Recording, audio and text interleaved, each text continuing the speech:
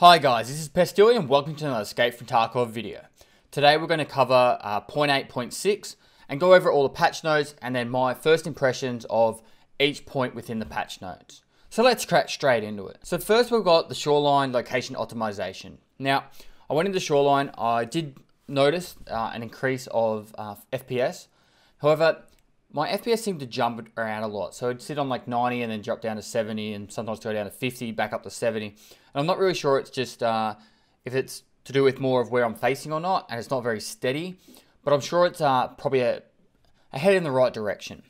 In saying that, I moved around shoreline. I noticed there was a fair few locations that had been changed, particularly loot boxes within the resort. So starting in the east wing, East 306 had a loot box taken out of.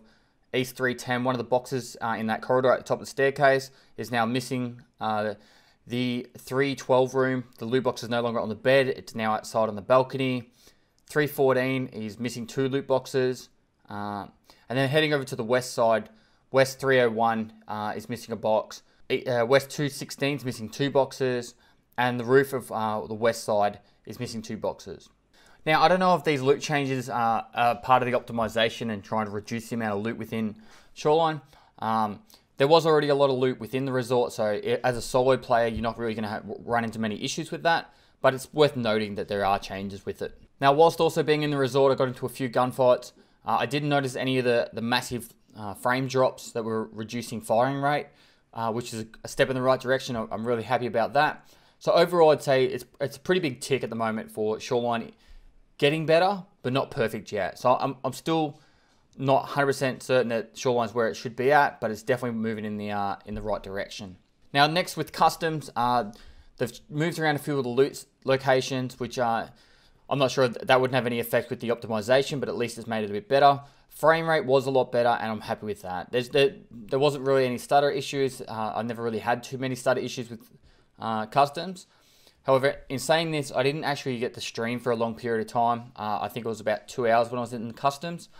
And I noticed normally I have a lot of issues around the 4-hour mark where I'm really having to either restart my game or there seems to be memory leaks. So at the moment, that's still looking better at least. Now moving over to interchange, the FPS on interchange was a lot better. I even think I got close to 120 FPS at some points. I didn't get around to looking at everything within interchange. But I'm hoping that some of the glitchy exploit spots have now been taken out of the game. I'd imagine they would have been by now. So moving on to the armor side of things. So what they've done is they've added the material type of the armor within the game. So for example, there's ceramic and aluminium, for example. Now, touching on armor, I don't want to step too far into Anton's field where he does a lot of armor testing, but I just quickly wanted to try out a few things. We tried out an APS or an APB point blank. Took 2 full mags of point blank into the chest to kill me. That seems wrong to me. So that's 40 rounds. That's just not on. As well as that, so that kind of negates the whole blunt damage side of things. As well as that, we moved over to using a shotgun with slugs, point blank with a shotgun in the chest. Did nothing but just I think it was 1 durability damage to the chest. And then to the back of the head, side of the head, and top of the head, absolutely no damage to the person. Just gave him a bit of a headache and minimal durability loss to a fast MT, point blank with the slugs in a shotgun. So I don't know what the whole blunt damage side of things is. If you shoot someone at point blank with slugs with a shotgun multiple times, they should be dead, even if it doesn't penetrate a helmet. So I don't exactly know what the deal is with that, but that definitely needs to be fixed. And from my first impression, I'm not really impressed by that. Now, I don't really understand the wording of minus Scav head LOD fix. I don't know if it's them just straight away targeting the head. But what I did do is I just walked up to some Scavs with a Gazelle on and my fast MT. And it took them a lot of hits to the chest to kill me. They eventually got me in the arms and legs. But I was just standing there and 2 Scavs were just going like to town on my chest. And yeah, it took a fair few shots for them to kill me. So I'm guessing it's to do with them aiming directly at the hitbox for the face, and now it's been changed, which is probably a good thing. A lot less chances of getting one-tapped. But hey, this is only a first impression. I haven't done full testing on it. I did go into factory to check if there was any stutters. I only spent, I think, 3 or 4 raids in there. Didn't have any issues with FPS dropping or stutters. So that's also good. Finally, touch on a couple of things that wasn't in the patch notes, but I did notice.